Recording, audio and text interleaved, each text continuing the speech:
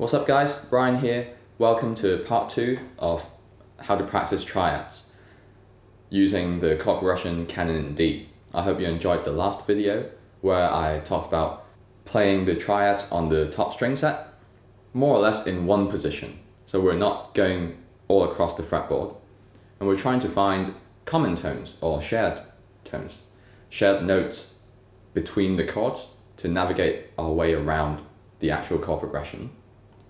Today, we're going to step up the game a bit, and we're going to try to find our next available note in one direction up, and why not go back down. Before we get started, I'd just like to play canon in D in those different inversions or positions for you to hear, and maybe you can compare what you've practiced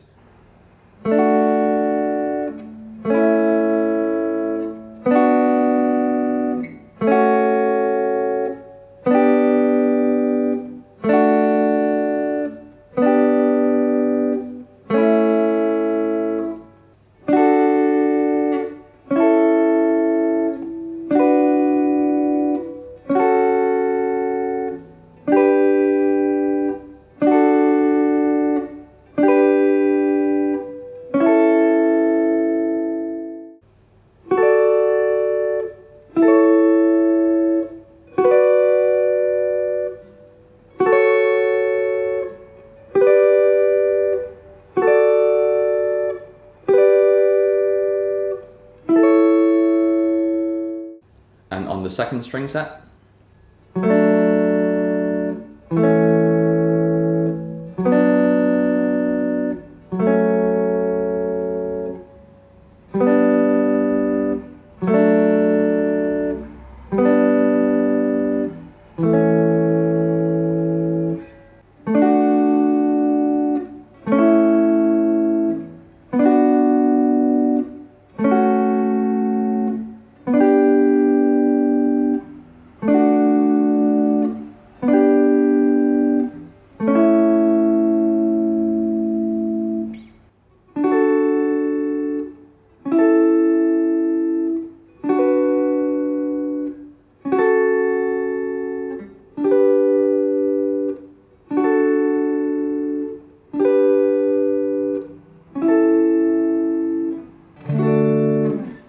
So let's get started on today's exercise.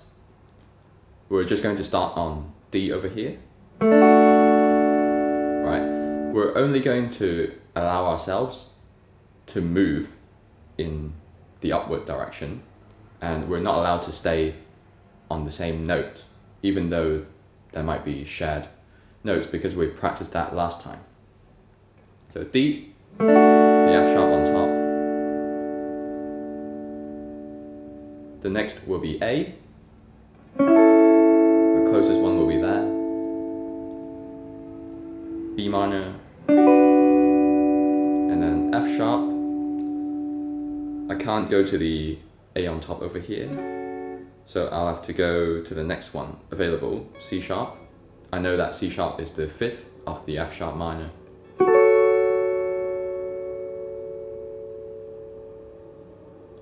Next one up, G. D, I can't play the same one. So after G, I'll have to go up to here. And then G, A. Right. Let's go back down. D, A, B minor, F sharp minor, G, A, G, D, G, A, and so on. So you know the drill, just do it up and down, starting on a different inversion or starting on a different note perhaps, and that will change things up. So you're not getting used to a particular pattern always, and it gets you thinking, right? This type of practice really requires a lot of calculation and mental focus.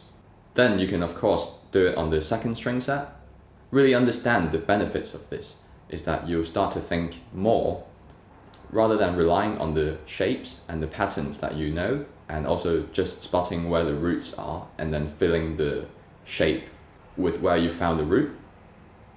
Rather than that, you're thinking more on the lines of what note is actually inside each chord and where is it available.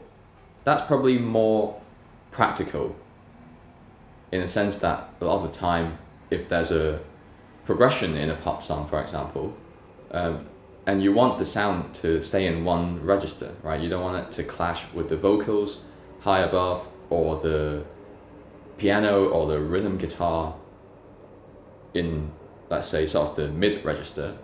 So you want to find a nice place to settle. Then you would want to stay in one position.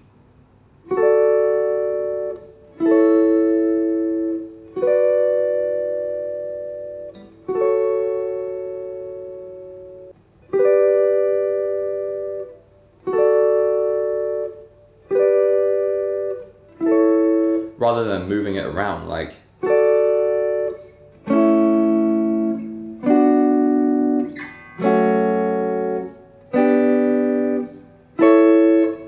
it can sound quite weird anyway if you move notes around too much.